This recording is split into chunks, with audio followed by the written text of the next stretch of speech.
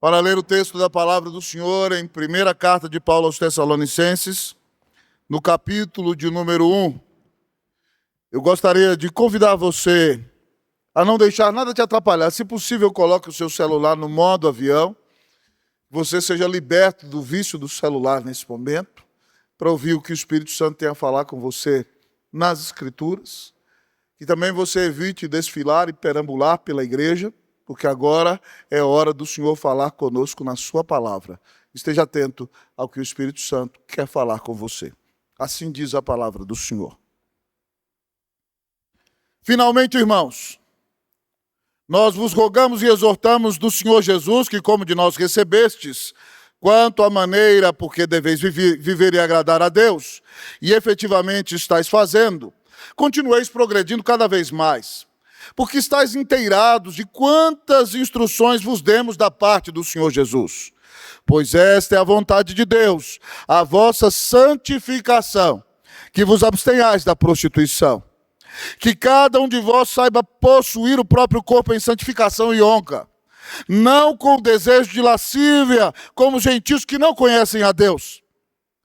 E que nesta matéria ninguém ofenda nem defraude a seu irmão. Porque o Senhor, contra todas estas coisas, como antes vos avisamos e testificamos claramente, é o vingador. Porquanto Deus não nos chamou para a impureza, e sim para a santificação. Todos comigo, 8. Dessarte, quem rejeita estas coisas, não rejeita o homem, e sim a Deus, que também nos dá o seu Espírito Santo. Senhor, dá glória ao teu nome nessa manhã. Pai, exalta-te a ti mesmo, ó Deus, a teu Filho Jesus Cristo, e manifesta a tua graça por meio da pessoa bendita do Espírito Santo. Essa manhã é uma manhã festiva, uma manhã de gratidão, uma manhã de grande alegria. Ó Deus, mas o Senhor tem para nós mensagem. O Senhor fala com a tua igreja. E eu quero pedir que o Senhor agora abra o nosso entendimento e o nosso coração para ouvir o que o Espírito Santo vai falar conosco por meio da exposição da Escritura. Que nada faça separação entre o Senhor nosso Deus e nós. Que nós tenhamos coração aberto, ó Deus, ó Pai. E que nós sejamos tocados, quebrantados, impactados pelo Teu Espírito Santo por meio da Tua palavra. Que haja transformação em nossa vida. E eu quero te pedir que a presença do Senhor seja perceptível com graça nesse lugar, falando ao coração da tua igreja, chamando-a amorosamente de volta para ti.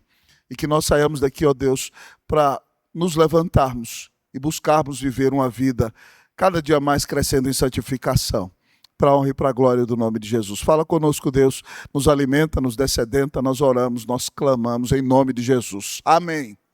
A igreja pode sentar-se.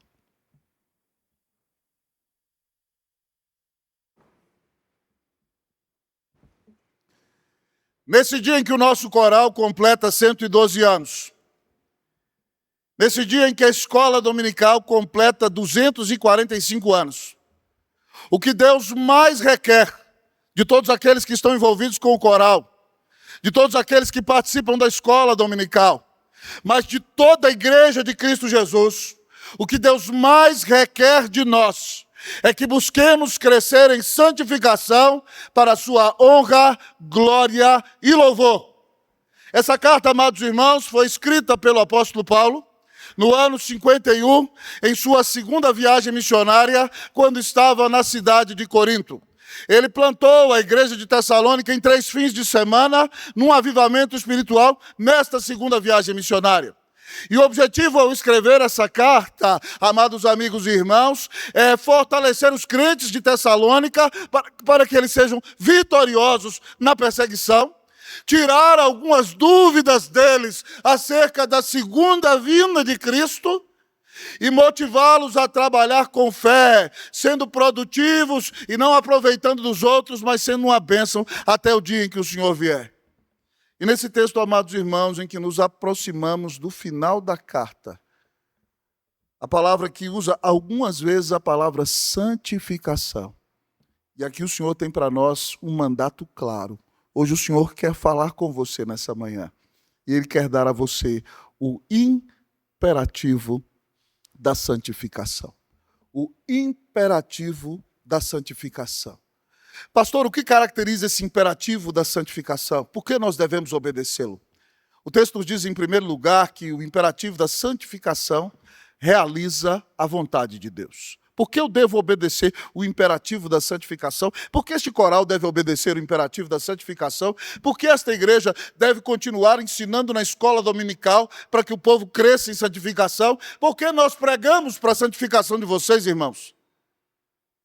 O texto diz, em primeiro lugar, que o imperativo da santificação deve ser obedecido porque ele realiza a vontade de Deus. Se você olhar para o versículo 1, Paulo vai dizer, finalmente, irmãos, ou seja, já chegando ao final da carta, ele roga, ele pede, ele podia dizer, eu estou mandando, ele é apóstolo, mas ele é gentil. Ele diz, eu rogo a vocês. E ele diz mais, nós vos exortamos, ou seja, nós queremos encorajá-los na caminhada cristã no Senhor Jesus. Que como de nós recebestes, lembrem do que eu ensinei para vocês, quanto à maneira por que deveis viver e agradar a Deus, e graças a Deus vocês estão cumprindo na vida de vocês, ele diz, e efetivamente estáis fazendo. O meu desafio é que vocês continuem progredindo cada vez mais, diz o apóstolo. E ele diz, porque vocês já sabem, estáis inteirados de quantas instruções vos demos da parte do Senhor Jesus. Vocês nos ouviram pregar a palavra de Deus, vocês sabem o que precisam fazer. E aí, então, ele conclui essa primeira parte dizendo, pois esta é a vontade de Deus. Qual é a vontade de Deus para nós, irmãos? A nossa santificação.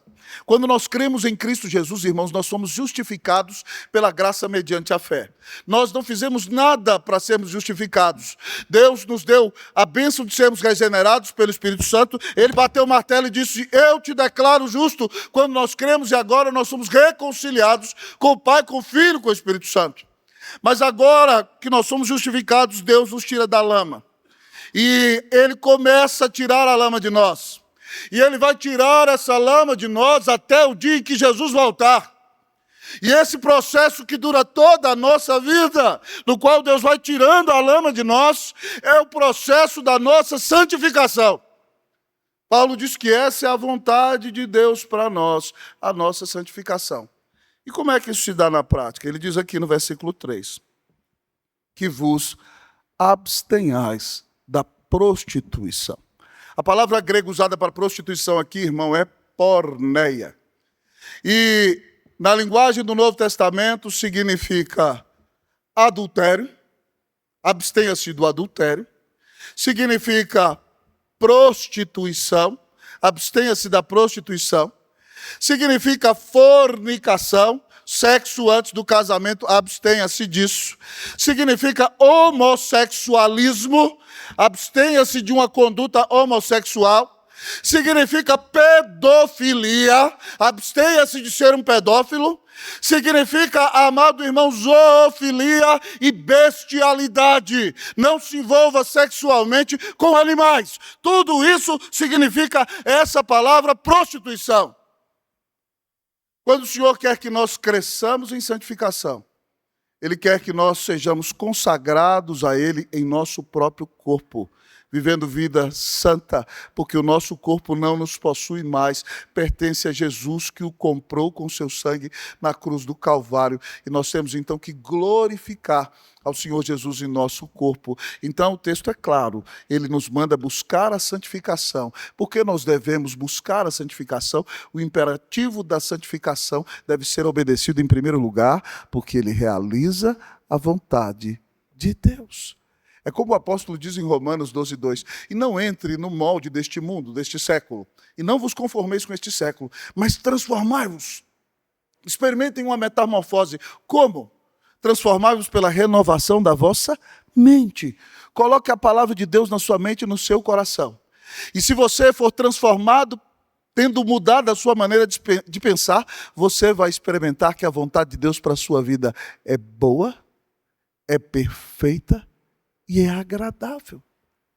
Quando o Senhor muda a sua mente, você então entende que tudo que está acontecendo com você é bom. Que é perfeito, não poderia acontecer nada melhor.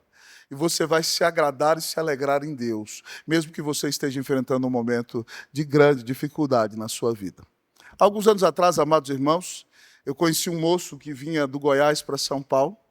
Esse moço, quando esteve desviado, já tinha tido relações com mulheres e vivia uma vida afastada do Senhor.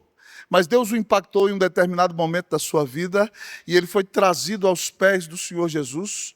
E ele então consagrou sua vida ao Senhor e queria viver vida santa. E ele me contava que quando vinha de Goiás, da região de Jataí para São Paulo, do sudoeste de Goiás, ele, agora que estava consagrado ao Senhor, entrou no ônibus e sentou-se ao seu lado uma jovem mulher com aparência bonita. Dizia ele, uma loira de olhos verdes. Ele olhou nos dedos, aquela senhora era casada. E ele sentou-se, deu boa noite e logo começou a dormir, porque o ônibus saía de Jataí à noite para chegar em São Paulo de manhã. E qual não foi a sua surpresa quando ele disse que estava cochilando e de repente ele acorda com aquela mulher com a mão nos peitos dele, abraçando e lhe dando-lhe um beijo no pescoço. E ele diz, minha senhora, a senhora não é casada? Ela disse, eu sou. Seu marido não está dando conta do recado? Ele perguntou, ela disse, tá. Então por que a senhora está me atacando desse jeito aqui? Ela disse, nós estamos os dois aqui nesse ônibus. Ninguém está vendo. Eu quis aproveitar a oportunidade. Ele disse para ela, minha senhora, meu Deus, está vendo. Meu Deus, está vendo, minha senhora! E pela graça de Jesus levantou-se do banco e foi sentar em outro. Aleluia! O Evangelho transforma a vida das pessoas. Quem antes se prostituía pode viver vida consagrada, porque creu em Cristo Jesus, não precisa cair na sedução do diabo, porque devemos obedecer o imperativo da santificação, porque é a vontade de Deus. Que você obedeça à vontade de Deus, amém, meu irmão? Mas o nosso texto continua a nos apresentar o imperativo da santificação. E como alguém pode obedecer o imperativo da santificação, pastor? O texto nos diz, em segundo lugar, que o imperativo da santificação atua com domínio próprio. O imperativo da santificação atua com domínio próprio. A palavra diz no versículo 4, que cada um de vós saiba possuir o próprio corpo em santificação e honra. A palavra de Paulo é sugestiva. No lugar de querer possuir o corpo de outro, possua o seu próprio corpo. Como, pastor, eu vou ter autocontrole no meu próprio corpo? Com santificação, separando-me do pecado e vivendo de maneira honrosa para a glória de Deus. E como isso se dá na prática, pastor? Não com desejo de lascívia. Lascívia aqui, amados irmãos, é o super desejo da carne. É aquilo que João, lá na sua primeira carta, no capítulo 2, diz para nós, não ameis o mundo, nem as coisas que há no mundo, porque se alguém amar o mundo, o amor do Pai não está nele. Porque tudo que há no mundo, a concupiscência da carne, o super desejo de satisfazer os nossos pecados carnais, por meio da nossa sexualidade. Paulo está dizendo que nós temos que ter domínio próprio. E é rejeitar todo o desejo lascivo, toda incontinência pelo poder do Espírito Santo que habita em você e pelo poder da palavra de Deus. E ele diz que quem não consegue se conter é gentio, não é crente e não conhece a Deus. E ele diz que devemos atuar com domínio próprio, respeitando os limites de nossos irmãos, porque ele diz no versículo 6, e que nessa matéria ninguém ofenda nem defraude a seu irmão. Ofender, amado irmão, aqui nesse texto, é romper barreiras que você não foi autorizado a romper. É você não ser ousado. Até no seu namoro, jovem, tem tipo de beijo que jovem crente não pode dar. Porque se você dá, meu amado irmão, determinado tipo de beijo, a fogueira já era. O pecado a gente resolve antes. Então dá uma bitoquinha. Aleluia! Resolveu a parada. A gente tem que saber controlar antes, irmãos. Irmãos, há 26, 27 anos atrás, eu era seminarista, eu era crente, sempre amei pregar. Mas eu namorava a morena mais linda da terra. Sangue de Jesus tem poder. Hein? No último ano, nós queríamos continuar crente. Nós tomamos uma decisão. Falei, nós vamos namorar sentado na sala da sua casa, olhando para sua avó e para sua mãe. E aí, irmãos, terminava o culto à noite, eu ia lá para a casa dela, às vezes pedia uma pizza, sentava na sala, e a avó e a mãe dela gostavam de assistir o programa de Silvio Santos, e eu namorava ouvindo Pedro de lá, aleluia! Mas eu permaneci crente, Deus é bom, glorificado seja o nome do Senhor. A gente tem que tomar algumas decisões antes, irmãos. Porque na hora do vamos ver, já era. Nós não podemos ofender o nosso irmão. Mas Paulo diz mais, você não pode defraudar. E a palavra usada no grego aqui é atuar com engano. Você seduz a pessoa, você engana a pessoa e você se aproveita de direitos que você não tem. Você seduz, você engana e você leva a outra pessoa a pecar. E o texto é claro, dizendo que ninguém pode ofender nem defraudar o seu irmão. Por quê, pastor? O texto é claro, porque o Senhor contra todas estas coisas. E ele diz, eu já avisei para vocês. Preste atenção. O Senhor, contra todas estas coisas, como antes vos avisamos e testificamos, claramente, Ele é o vingador. Irmãos, se nós não sabemos possuir o nosso próprio corpo em santificação e honra, se nós que dizemos que somos de Cristo Jesus andamos passando limites, seduzindo pessoas ou caindo na maldição da pornografia através desse instrumento aqui, esse texto é para dar medo em qualquer um, tá? Paulo diz, eu já avisei para vocês e testifiquei claramente. Se você vive desse jeito, quem vai se vingar de você é o Senhor. Se você vive uma vida de prostituição, uma vida de lascívia, uma vida de fornicação, uma vida de adultério, uma vida de pornografia, uma vida de homossexualismo, uma vida, meu querido irmão, de masturbação. Deus é quem vai se vingar de você. E não é palavra do reverendo Rosta, a Bíblia está dizendo. Vai sair no pau com o Senhor? Você acha que você vai ganhar? É no mínimo falta de inteligência, né? Então, se você tem cometido esse tipo de pecado, clame a misericórdia de Deus nessa manhã. A palavra de Deus diz que se nós confessarmos os nossos pecados, o Senhor é fiel e justo para nos perdoar os pecados e nos purificar de toda injustiça. Se arrependa hoje, confesse, o Senhor vai perdoar você. Ele vai tirar a culpa, o peso do seu ombro. Ele promete purificar você. Mas se você não estiver nem aí, o Senhor vai continuar se vingando de você. E você não entende porque um bocado de coisas estão dando errado na sua vida. É justamente porque o Senhor está sendo vingador contra você. Então clame hoje a misericórdia do Senhor. O Senhor tem misericórdia de mim. Quem sou eu para lutar com o Senhor? Que Deus tenha misericórdia, amém, meu irmão? Que Deus nos dê um coração quebrantado, humilde e arrependido em nome de Jesus. Nós temos que fazer como aquele grande herói da fé, José, do Antigo Testamento. Você lembra que José foi vendido para o Egito, foi levado para a casa do general Potifar. Deus abençoou José com um dom de administração exponencial. Onde ele põe a mão, Deus abençoa. Potifar vê isso, coloca ele como gerente da sua fazenda, da sua casa. E tudo que José faz é cheio da bênção de Deus. E agora Potifar não dá conta de mais nada, ele só recebe o pão e a comida na mesa. E ele está enriquecendo porque a bênção de Deus está sobre José. Mas a Bíblia diz que há um problema. José é formoso de porte e de aparência. José era um rapaz com rosto bonito e era saradão, minhas irmãs. Era bonitão de corpo e de rosto. E aí a dona do Potifar botou o olho no José. E ela dizia para ele todo dia, deita-te comigo, deita-te comigo, deita-te comigo. E ele falava, você está doida? Seu marido me colocou como senhor de tudo nessa casa. Eu coordeno tudo aqui, mas você é a mulher dele. E aí José diz assim, como eu cometeria tamanho pecado contra Deus? José entendeu isso que Paulo está falando.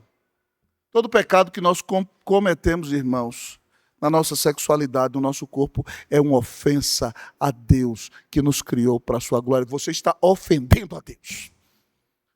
Hoje o Senhor está te chamando ao arrependimento. José lutou firme. Um dia ele foi na contabilidade da casa, não tinha ninguém em casa, o Egito é quente, igual está aqui hoje, roupas leves. A mulher viu José sozinho lá, não tinha ninguém, e falou, hoje eu pego ele. E a Bíblia diz que ela se aproximou das vestes dele, segurou e disse, deita-te comigo. A gente lê formalmente, né? Diz, deita-te comigo. Que homem ia se sentir, né? Tem uns cabos da cabeça virada, né? Mas que cara crente assim ia cair? Não, ela chegou na roupa dele, irmão, grudou na roupa dele. Não é pecado imaginar que ela chegou assim, deu um cheiro no cangote dele, aí o cabra treme inteiro de cima a baixo. E ela fala assim, hoje eu quero ver você fugir. Já era, José. Você vai cair comigo. E Josézão saiu, irmãos, correndo, pelado, nu com a mão no bolso. Pelado, mas crente. Foi jogado na cadeia. Foi pisoteado. Mas ele amava ao Senhor. Nós temos, irmãos, que pedir a Deus que nos dê a bênção de ser como José. Que nós amemos tanto ao nosso Deus, que não queiramos ofendê-lo no nosso corpo e na nossa mente. Que Deus te dê a bênção do domínio próprio, em nome de Jesus, para a glória de Jesus. Amém! Que Deus perdoe os seus pecados, que Ele transforme a sua vida, que você experimente uma verdadeira conversão. Se você não consegue se controlar nessa questão da sexualidade, está fazendo as coisas contrárias à palavra de Deus, talvez você precise se converter nessa manhã. Se você se arrepender dos seus pecados, o Senhor pode te salvar, te perdoar e mudar a tua vida. Que Deus te visite com salvação, em nome de Jesus. Amém! Mas o texto nos apresenta, em último lugar, o imperativo da santificação. Nós já aprendemos que o imperativo da santificação realiza a vontade de Deus. O imperativo da santificação atua com domínio próprio. Mas o Senhor continua a nos chamar a viver vida santa, a separarmos-nos do pecado e a vivermos para a glória de Deus. Está posto diante de nós o imperativo da santificação. O texto nos diz, em último lugar, que o imperativo da santificação é o chamado de Deus para nós. O imperativo da santificação é o chamado de Deus para nós. Versículo de número 7 diz assim, porquanto Deus não nos chamou para a impureza. Se você está vivendo na impureza, você está sendo enganado pelo diabo. Deus não te chamou para viver vida impura, diz o texto. Para que ele me chamou então, pastor? E sim para a santificação. Terceira vez que a palavra aparece aqui. Deus não te chamou para a impureza. Deus tirou você da lama, meu irmão. Saia da lama, em nome de Jesus. Agora Ele está tirando a lama de você. Ele não quer que você viva na impureza. Jesus morreu para te libertar da idolatria de todos os pecados.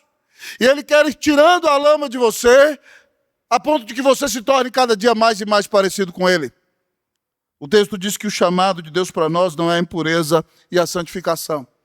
E Paulo termina dizendo de sorte, de maneira que, se você rejeita essas coisas, você não está rejeitando o pastor Roster, não. Você não está rejeitando o Conselho da Unida, que leva a palavra de Deus a sério, não. Diz o texto que se você rejeita tudo que eu preguei aqui, você não está rejeitando o homem, você está rejeitando a Deus. Você pode até vir à igreja, pode cantar, eleva os meus olhos aos montes, pode até fazer parte do coral. Mas se você está vivendo desordenadamente, você está rejeitando a Deus. E o texto diz que você está rejeitando o próprio Espírito Santo de Deus na sua vida. Não pense que você que está rejeitando a Deus vai ter um lugar garantido nos céus. Não pense. Você precisa resolver a sua vida com Deus aqui. Deus está chamando você para a santificação. Chega de palhaçada. Pare de brincar de crente. Se arrependa dos seus pecados. E diga, Senhor, purifica a minha vida. Transforma a minha vida para a honra e para a glória do nome do Senhor Jesus.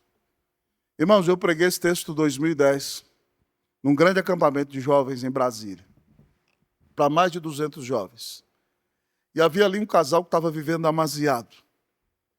E naquele dia, enquanto pregava esse texto, o Espírito Santo visitou o acampamento e eu vi aqueles dois jovens chorando copiosamente. E ali, então, a moça, porque foi impactada pela palavra, dizia, eu não vou viver no pecado, terminou com o moço. Ele era um pintor de parede à época. E aquele moço ia para o meu gabinete, chorava, se arrependeu, creu em Jesus. Aquela moça também se consagrou ao Senhor. Depois de um tempo, eles se casaram, para a honra e glória do Senhor. Se tornaram membros da igreja. E agora, vivendo uma vida santa, se capacitaram, se tornaram corretores muito preciosos. Tiveram 2 filhos. Uma filhinha deles nasceu, pouco antes da Dani, morreu. Logo depois que nasceu, mas depois eles tiveram outros 2 filhinhos preciosos. Hoje eles têm a maior empresa de corretagem do setor Parque Sul em Brasília. Estão vivendo vida abençoada, o moço oficial da igreja. Eles estão sendo uma bênção maravilhosa nas mãos do Senhor. No dia em que ouviram a palavra, choraram, mas a palavra veio para limpar, para trazer arrependimento, para curar, e hoje eles vivem, não como quem rejeita o Espírito Santo, mas vivem para a honra e para a glória do nome do Senhor Jesus. Se isso aconteceu com aquele casal, também pode acontecer com você. Deus pode perdoar os seus pecados, pode restaurar a sua vida, pode transformar o seu coração, pode fazer de você alguém parecido com Jesus. De fato, Paulo diz em Efésios 1:4, assim como nos escolheu antes da fundação do mundo. Para que Deus te escolheu antes da fundação do mundo? Para sermos santos e irrepreensíveis perante Ele, diante da face dEle. Se você é crente, Deus te escolheu antes da fundação do mundo. Mandou Jesus morrer por você, para que você viva uma vida santa diante da face de Deus. Para a glória de Deus. Louvado seja o nome do Senhor. Está posto, está claro o imperativo da santificação. É a vontade de Deus para nós. O imperativo da santificação nos leva a atuar com domínio próprio. O imperativo da santificação nos chama a obedecer o chamado de Deus para a nossa vida, que é viver uma vida santa, para a honra e para a glória do nome de Jesus. Pastor, eu tenho falhado em tudo isso. Eu já comecei a dizer a solução. Se confessarmos os nossos pecados, Ele é fiel e justo para nos perdoar os pecados e nos purificar de toda injustiça. Arrependa-se hoje, diga, Senhor, me perdoa. Eu creio que Tu morreste na cruz por mim. Me purifica, transforma a minha vida para a honra e para a glória do nome de Jesus. E agora você foi perdoado e purificado, se você de fato crê em Jesus como seu único Senhor e Salvador. Sua vida é transformada, mas a tentação ainda continua. A luta ainda continua diante de você. Como é que eu vou vencer a tentação? Tiago, irmão de Jesus, no capítulo 5 da sua carta, diz assim: confessai os vossos pecados uns aos outros, para que sejais curados. Eu confesso para ser perdoado e purificado.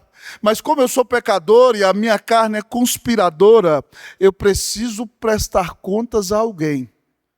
Porque essa pessoa vai me perguntar, como é que está a sua vida? Está andando direito? Há uns 15 anos atrás, eu aconselhei um jovem que estava com um problema sério de pornografia. Escravo, o dia inteiro no computador, o smartphone não era tão forte assim ainda não. Acho que mais do que 15 anos, uns 18 anos atrás. E a vida podre, o computador dentro do quarto dele, pastor, como eu me liberto? Fazia tudo de errado, eu falei, bota o computador na sala. Duvido que você vai ver pornografia na frente da sua mãe. Hã? Você tem que estar muito louco para isso acontecer. Hã? E ele botou o computador na sala. E aí ele voltava lá no gabinete, e aí, como é que está? E nós fomos prestando conta, e Deus libertou aquele menino, irmão. Louvado seja Deus. Se Deus libertou aquele adolescente, Ele pode libertar você. Mas você precisa se arrepender e precisa estar disposto a prestar contas e deixar-se cuidar por outros, para que você, pela graça de Deus, experimente em sua vida o imperativo da santificação. Que o Senhor que te tirou da lama, tire a lama de você. Amém, meu irmão? Que você viva uma vida arrependida todos os dias, para que você se torne mais parecido com Jesus. E se santificando, lembre da frase do grande pregador Robert Murray McCheyne. Ele falava de pastores: um ministro santo é uma arma poderosa nas mãos de Deus. Um crente santo é uma arma poderosa nas mãos de Deus. Se você quer ser usado nos ministérios que Deus te colocou, se você quer ter um impacto no lugar em que Deus te colocou, se você quer ser uma bênção, rejeite o pecado em sua vida e consagre-se a Cristo Jesus. Que Deus te abençoe, que Deus te fortaleça, que Deus te dê vitória contra o pecado. Em nome de Jesus, para a glória de Jesus. Amém.